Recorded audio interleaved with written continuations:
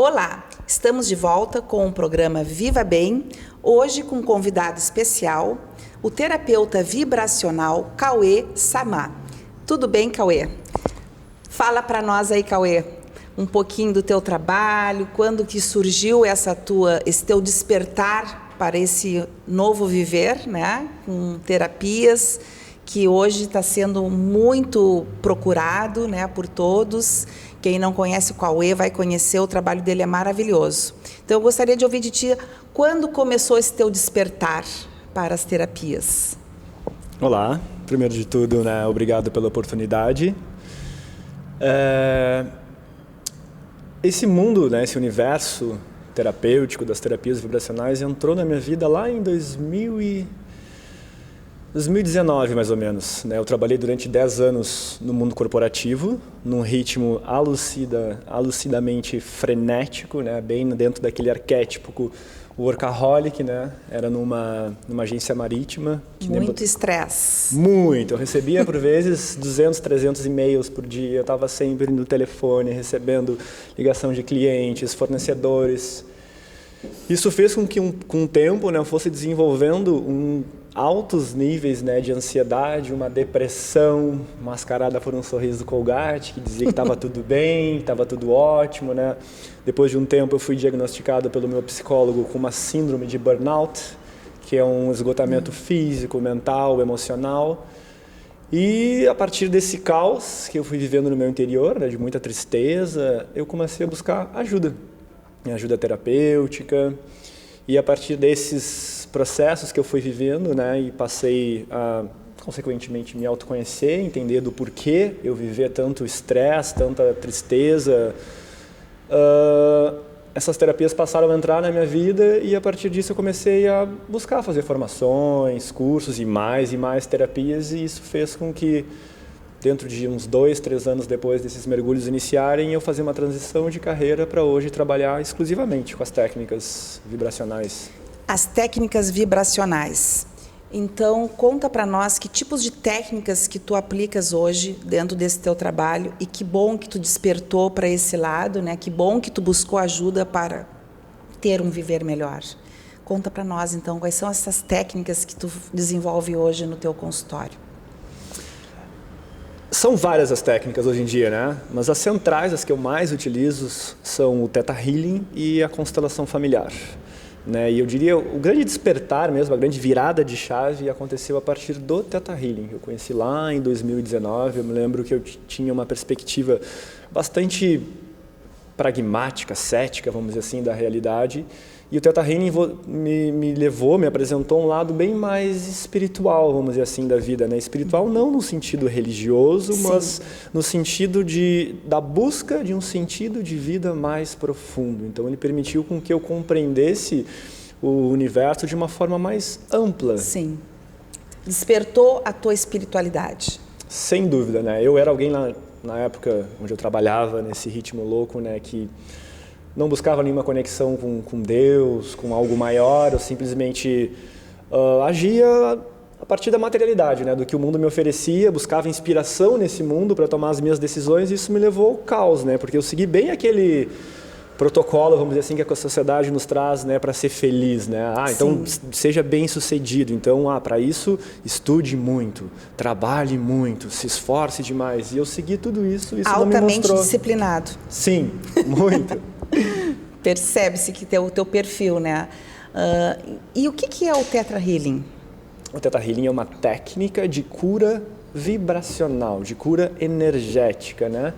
Que permite que eu não só dialogue, por exemplo, com o cliente num nível mais racional da mente, mas também que eu consiga interagir com aspectos do inconsciente dessa pessoa, né? Acessando, por exemplo, o que a gente vai chamar de o campo eletromagnético dessa pessoa. Sim. A partir desse acesso, eu consigo identificar questões no nível mais profundo e inconsciente que podem, né, tá trazendo algum tipo de sofrimento, de limitação para essa pessoa, né? Que naturalmente são crenças limitantes, né, palavrinhas muito ouvidas ultimamente, né? Sim. Memórias emocionais de eventos lá atrás, né, que não foram bem resolvidos, bem elaborados, traumas. Então, todo esse conteúdo no nível inconsciente, quando não visto, não trabalhado, pode se desdobrar em sofrimento na minha realidade agora, ou em ansiedade, depressão, tudo isso que a gente vê muito por aí, né? Certo. E um tratamento Theta Healing, ele tem duração de quanto tempo, mais ou menos?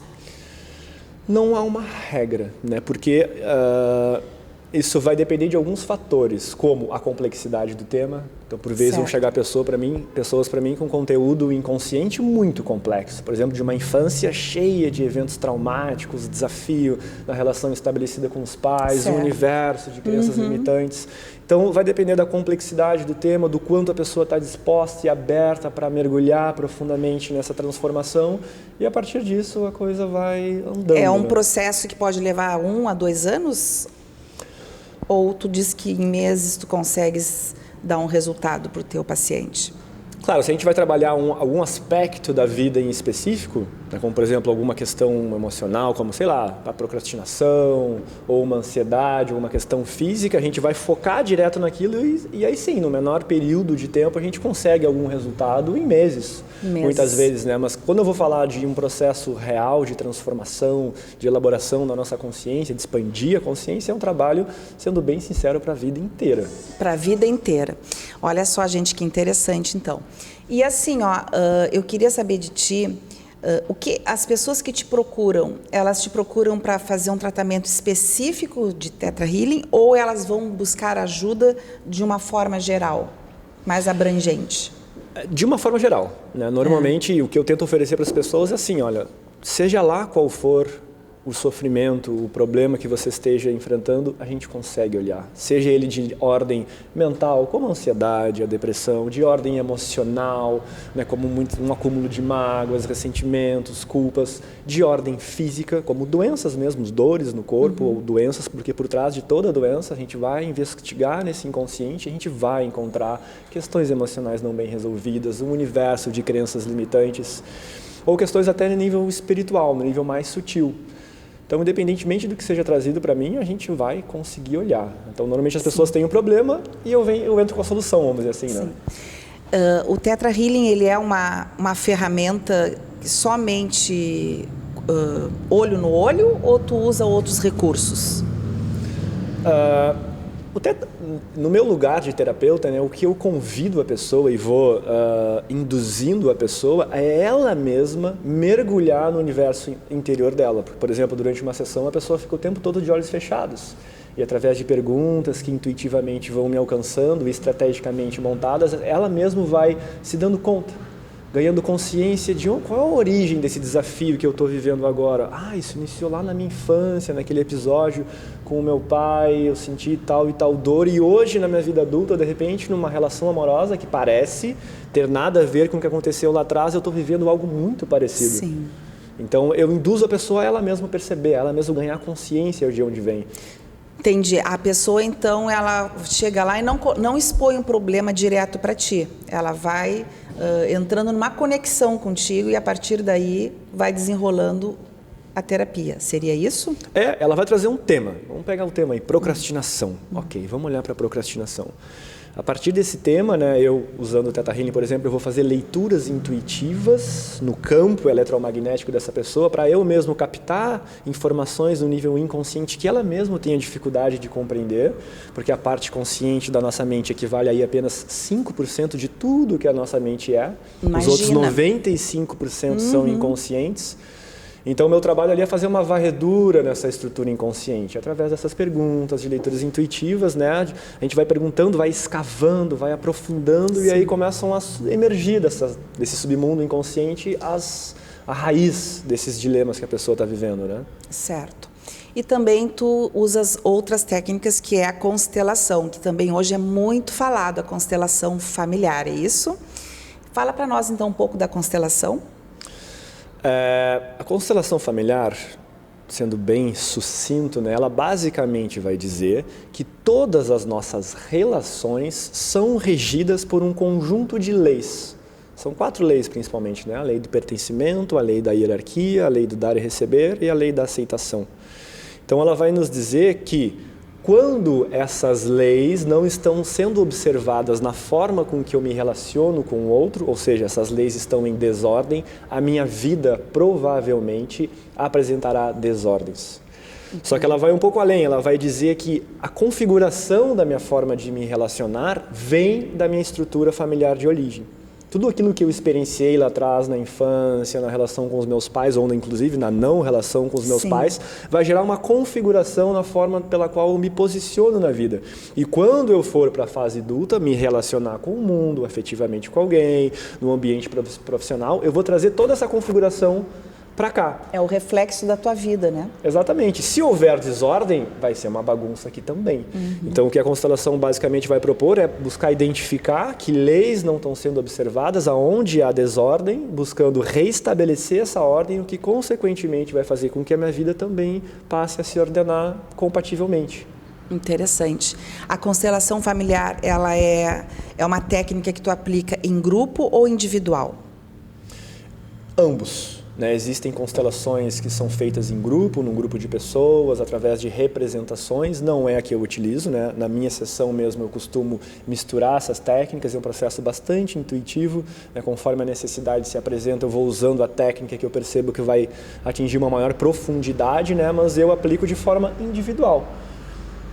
Conforme eu identifico a desordem, a gente faz um movimento, eu induzo a pessoa, né, por vezes a pronunciar algumas frases sistêmicas, que é o termo que a gente usa, né, para frases extremamente poderosas para trazerem mudanças mesmo nessa estrutura inconsciente, e a partir disso essa ordem vai sendo reestabelecida. Tu fala muito em intuição, né? Essa tua intuição já vem contigo de uma vida ou tu adquiriu, tu evoluiu no decorrer do tempo?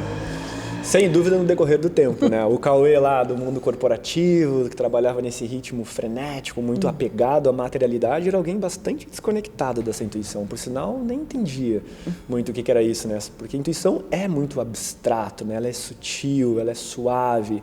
E a grande técnica aí que fez com que eu despertasse essas habilidades intuitivas, sem dúvida, foi o Theta Healing, né? Ali abriu sabe, literalmente parece que tiraram um véu do meu olhar, eu passei a perceber a realidade de uma forma bem mais abrangente, né? O cosmos, guias, mentores espirituais, anjos da guarda. E a partir disso, essa minha intuição foi, por mais que ela seja sutil, ela foi ficando cada vez mais fácil, foi perceber ela, sabe? Essa vozinha que mesmo que a gente não sabe, a gente sabe, sabe? Então foi devido às técnicas, sem dúvida. E muitas vezes tu até sabe disso, mas não quer dar o braço a torcer, né? Que é possível sim a gente ter um inconsciente e buscar através do seu inconsciente coisas positivas, coisas boas. Como tu teve essa visão, né? O despertar, a chave, né? O clique, como eu digo. Tu despertou para uma coisa boa, né? E então eu acho assim que nossa, é muito prazeroso conversar contigo, porque tu tens uma vivência, parece que eu estou conversando com um senhor de 100 anos. Qual a tua idade, Cauê? Eu tenho 36. Gente, observem, ele é um jovem ainda, então percebam que ele se deu conta a tempo de mudar a vida dele para um viver melhor. E é sobre isso que a gente está falando, um viver melhor. Cauê, hoje, o que tu vê que as pessoas mais procuram, assim, o que traz mais problemas para ti? O que vem mais de problemas para ti? Eu diria que o campeão aí, né, até conhecido como o grande mal do século, é a ansiedade. Ansiedade, gente. Você sofre de ansiedade? Aqui, ó, ele vai falar. A grande maioria das pessoas, por mais que por vezes me procurem, né, por conta de um outro aspecto, no meio das palavras, das queixas delas, vai estar ali, sou muito ansioso. Sou muito ansioso, sou muito ansioso. E claro, por que a ansiedade se manifesta tanto, né? Porque a grande verdade, ela é um desdobramento de muitas outras questões. Não vistas como essas que eu comentei, né? Um universo vasto de crenças limitantes que eu acumulo por muito tempo, sem nem perceber.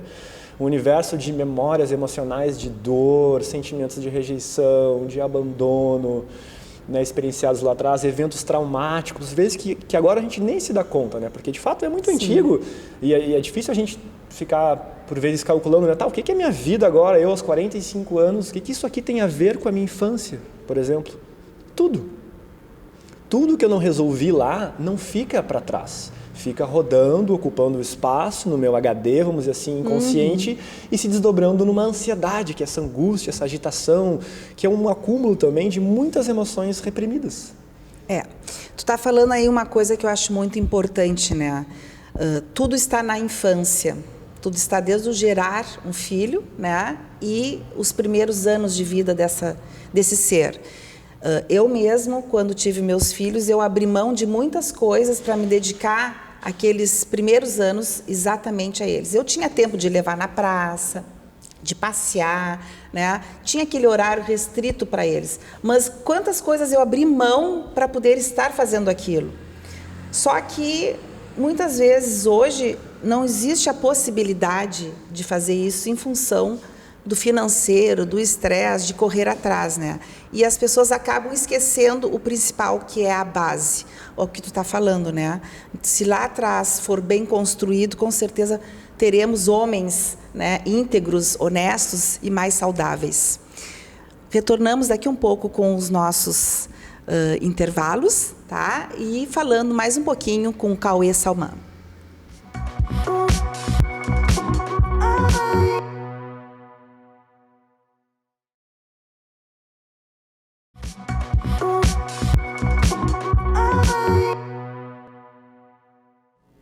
De volta, então, ao nosso programa Viva Bem, hoje com a conversa sobre terapias vibracionais com Cauê Samá. Mas antes de continuar a conversa com ele, eu quero agradecer a Dasro Salão Estética, a Sem Tabu Moda Feminina, aos Hotéis Atlântico. Falando em Hotel Atlântico, hoje nós estamos num novo cenário, que é aqui no Restaurante Comodoro, que fica aberto todas as noites para jantar. Caso alguém não conheça, venha degustar aqui, porque a comida é muito boa, a chefe é top. Cauê, vamos lá então. Fala para nós tipos de ansiedade. Existem várias técnicas para tratar essa ansiedade. Quais são os tipos de ansiedade que vêm para nós? O que tu fala sobre isso para nós?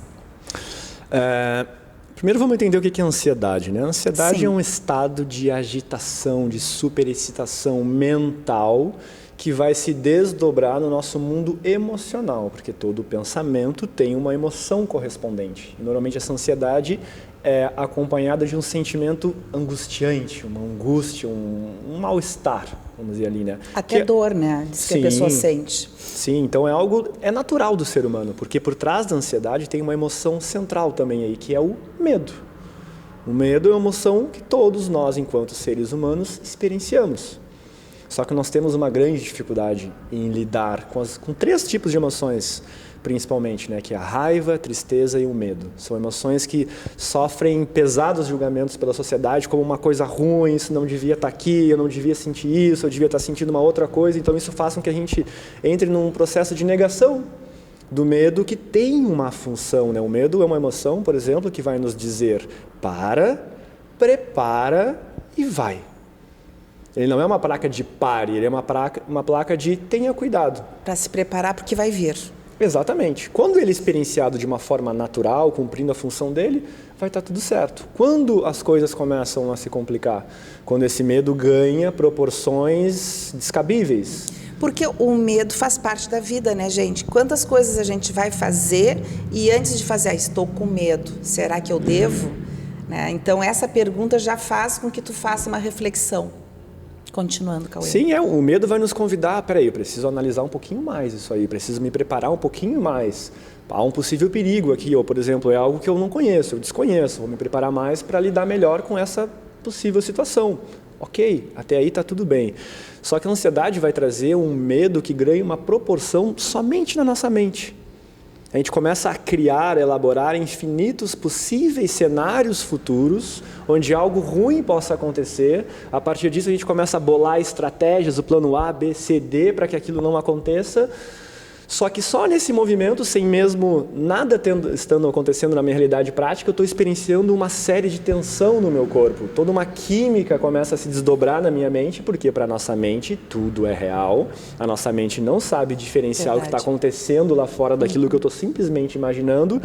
E a mente ansiosa é esse que está sempre no futuro. Por quê? Porque ele teme o futuro.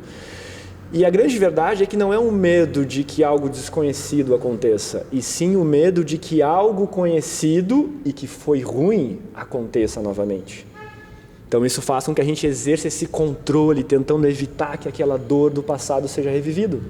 E claro que isso acontece de forma muito inconsciente. Eu nem sei de que dor eu tô tá me assombrando, vamos dizer assim, tá como pano de fundo, mas eu tô lá tentando controlar tudo que vai acontecer no meu futuro, e essa ansiedade vai se elevando a níveis, por vezes, até crises de ansiedade, crises de pânico. Sim. Muito interessante também é saber que o teu tratamento não tem nenhum medicamento, né? Tu é uma pessoa que é tudo natural, correto? Então, assim, a pergunta que eu te faço, é possível ser tratado e ter respostas com tratamentos alternativos dentro daquilo que tu faz, sem medicação? Sem dúvida, claro que, né, vou me colocar no meu lugar de terapeuta vibracional, eu me coloco no lugar de terapeuta alternativo, né? O tratamento que eu vou fazer não vai eliminar a necessidade de um tratamento médico ou psiquiátrico, inclusive as medicações têm sim a sua função dependendo do estado que a pessoa está apresentando. Se essa ansiedade está descontrolada, está descabível, né, a medicação entra muito bem ali para quimicamente trazer uma alteração no corpo dessa pessoa e esse nível de ansiedade, de medo e tensão diminuir. Mas tão importante quanto é buscar encontrar as causas profundas que estão por trás disso. Porque normalmente a medicação ela vai combater o quê? O sintoma, que é essa agitação, essa ansiedade, esse medo. Mas o que está por trás? Por que eu estou com esse medo exagerado? É aí que eu entro. Aí entra na parte mais profunda. Né? Exato. Então, paralelamente à medicação, eu começo a olhar para essas causas e resolver isso. Isso vai fazer com que, com o tempo, esses sintomas não sejam mais manifestados. E aí a medicação, naturalmente, também vai parar de ser necessária. Ela não vai ter mais efeito porque a tua mente já bloqueou aquilo, né? É uma outra mente operando, percebendo a realidade de uma outra forma, com essas questões emocionais que estavam bloqueadas ou não resolvidas já num lugarzinho melhor dentro de mim. E aí esses sintomas vão diminuindo, porque a ansiedade, ela só quer nos avisar que nós estamos fazendo algo contrário à vida repetidamente. Essa é a grande mensagem da ansiedade. Preste atenção, gente. Estamos fazendo algo contrário à vida repetidamente. Portanto, nós precisamos reavaliar a forma pela qual a gente está conduzindo essa vida. E mudar a sua vida, né? Principalmente isso. Se não tá bom, muda, gente. Não fica assim. Por favor, não seja ansioso. A ansiedade está ligada à depressão? É comum, sabe, a gente ver essas duas aí, né? Mas alguns vão dizer, né, que a ansiedade é um excesso de futuro, ou seja, de querer prever esses possíveis cenários futuros para controlar e evitar que algo ruim aconteça. E esses mesmos vão dizer que a depressão é um excesso de passado, né? Alguém que frequentemente se remete a memórias lá de trás. Sofre pelo que passou. Mágoas, ressentimentos, sabe? E normalmente a depressão, ela vai trazer um conjunto de crenças de incapacidade. Então existem partes minhas, né, no meu interior e inconscientes que acreditam que eu não sou capaz, que eu não sou suficiente, que eu não tenho força para aquilo, né? E essas crenças, porque todos os pensamentos que rodam na minha mente, eles têm uma origem, que é essas crenças no nível inconsciente. Sim. Que não estão tão perceptíveis. Agora, os pensamentos, sim, eu tenho total consciência deles. Então, por exemplo, uma pessoa depressiva, é muito comum quando um desafio surge na vida dela, o primeiro pensamento que essas crenças jogam é: eu não vou conseguir fazer isso. Nossa, é muito sério então, gente. Vamos ficar atentos, né? Inclusive, tem muitos casos de suicidas, né, Cauê? Por não tratar a questão da ansiedade, questão da depressão. Então, ficar o alerta aí para os pais, né, para ficarem atentos para qualquer mudança nos seus filhos, para buscar ajuda, né? Ajuda que possa ser também alternativa para dar vida, mais vida para essa pessoa que está sofrendo. E a ansiedade, existe crise de ansiedade, a pessoa fica com dor, a pessoa fica com sintomas aparentemente físicos que se nota que a pessoa tem ansiedade? Sim, a ansiedade normalmente por conta, né, desses medos, é muito comum esse que apresenta o estado ansioso estar frequentemente num estado de luta ou fuga. né? Porque quando a gente se depara com um perigo, o nosso sistema responde a esse perigo no modo luta ou fuga, ou seja, injeta, né, a adrenalina, cortisol na minha corrente sanguínea para eu reagir. E esses hormônios são hormônios que nos trazem uma tensão muscular. Porque imagina, para eu fugir ou lutar, eu preciso estar usando da minha plena capacidade. Sim. Só que a questão é que o ansioso, normalmente não há nenhum desafio real na frente dele, só que ele está nesse modo luta ou fuga. Então a tendência do ansioso é tensionar. Né? Muito comum dores, né? Na cervical, no pescoço, dores musculares, né? Tensão, irritabilidade. Né? Então é muito comum elas apresentarem isso. E claro, em casos mais agudos, podem se chegar a eventos que a gente vai chamar aí de crise de ansiedade, crise de pânico, né? Que é um momento onde o meu sistema entra num estado tão alterado que normalmente a sensação que a pessoa está experienciando mesmo, nada no seu entorno de real perigo estiver... O corpo físico sente. O corpo físico sente, como é muito comum as pessoas relatarem, né? Eu tinha uma percepção muito real de que eu iria morrer, de que algo muito ruim ia acontecer. Olha que sério, gente. E parece que tu não vai sair dali, tu fica preso àquele looping de pensamentos. E leva à morte, né? Se a pessoa não se controlar, pode levar à morte. Sim, sem dúvida. É muito perigoso, então vamos ficar alertas, né? Quanto a esse fator. E, assim, ansiedade, eu vejo que realmente é o mal do século, né? Eu não sei se é porque a sociedade cobra tanto do ser humano que está exigindo mais do que aquilo que a gente poderia dar. Então, a minha percepção é que a gente faça aquilo que gosta. E tu és o exemplo vivo disto, né? Que tu trocou a tua profissão, tu mudou a tua vida para fazer algo que realmente tu gosta e que tu te sentiu energeticamente atraído. Então, dá um recado para o pessoal que realmente está passando por alguma dificuldade de vida ou que realmente não está satisfeito com aquilo que está vivendo hoje. O que é que tu dirias para eles? Busque ajuda, sabe? E tome cuidado com as distrações. Porque dentro desse nosso sistema existe o nosso ego, que é aquele que busca fazer o tempo todo a manutenção dos nossos desequilíbrios. E de que forma ele busca isso? Distrações, prazeres imediatos, comida, diversão, Netflix, né? Ficar rolando o dedinho no Instagram. Tudo isso faz só apenas com que a gente mascare uma dor que está aqui dentro. Porque o nosso corpo, o nosso sistema, ele é um mecanismo muito eficiente de feedback de como eu estou me sentindo. Só que normalmente quando eu sinto algo ruim, eu simplesmente fujo para um prazer efêmero, que não vai resolver a minha questão. Portanto, se você sente algo ruim, dor, busque ajuda. Ok, Cauê. Eu agradeço a tua presença aqui conosco. Espero que tenha ajudado muitas pessoas a ter um viver melhor. Então, busque ajude, busque pessoas que vocês tenham confiança para se abrir, se entregar. E tem essas vivências, né, alternativas que hoje a gente pode estar compartilhando aí com vocês para ter um viver melhor. Então, o programa Viva Bem encerra aqui e aguardo você no próximo encontro.